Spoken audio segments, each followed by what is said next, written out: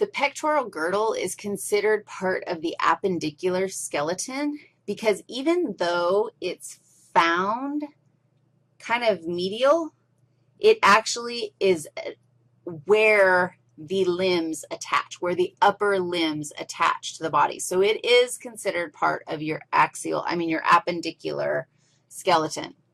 Two bones that we have to know as part of our pectoral girdle. First is the clavicle. That's this guy. The clavicle is your collarbone. It has a sternal end, which articulates with the sternum, and it has an acromial end that actually articulates with the scapula. I think of the scapula. Look at my skeleton right here. You can barely even see the scapula on my skeleton. I think of the scapula as a posterior bone, and it is, but it has pieces that actually come up and around to the anterior aspect of your body.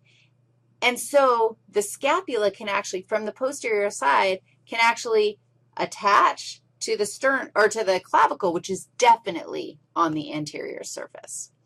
You can see how they attach to each other here, but let's take a closer look at the scapula itself and maybe label some parts on this guy. You can see the little purple scapula, definitely a posterior bone.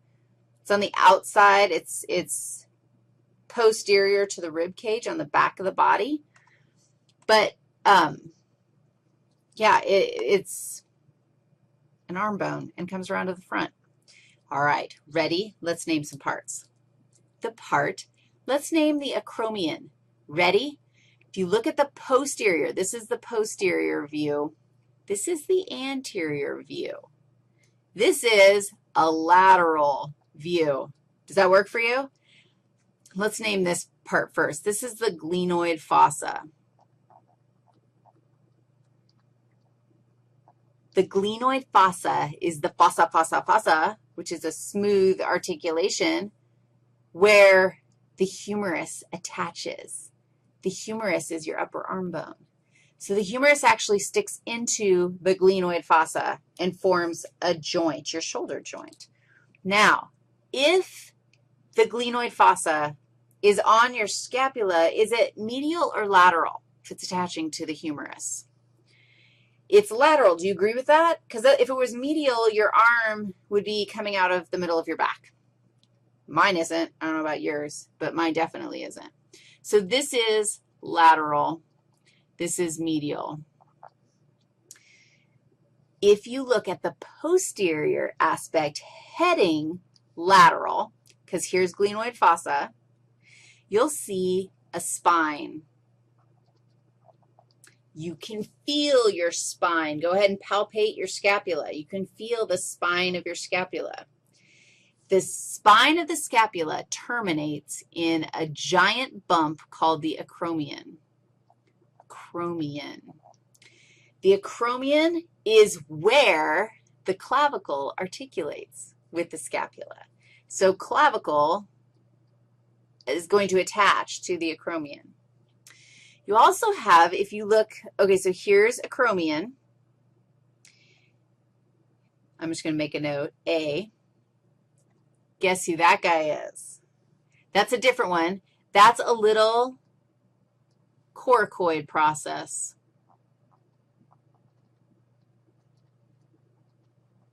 The coracoid, the word coracoid means like crow's beak. Kind of looks like a little crow's beak right there. Acromion is big, and acromion is the termination of the spine. So if you get confused, which one's acromion, which one's coracoid, then take a look at which one is attached to the spine. The coracoid process actually comes out anterior, posterior. Although you can palpate your acromion, you can actually feel that puppy. All right, we have some flat spaces on our scapula. Here's my spine, my infraspinous process, right, is infra, below the spine. So who's this? That's my supraspinous process. It's above the spine. Now, that was the posterior view, above and below the spine. Take a look at the anterior view. I can't touch the anterior aspect of my scapula unless, I mean, there's ways you can move your shoulder to, like, have you ever had a massage person, like, reach up underneath your scapula and it feels kind of wonky, but, you know, they get in there and they actually massage your subscapularis because it is attached to your subscapular fossa. And it's smooth. The subscapular fossa is, there's no spine separating superior and inferior. And it's on the anterior surface. You can see it through the ribs if you take a look. I think that's everybody that we had to do for the pectoral girdle. Next up is the superior limb, and there's lots of people there.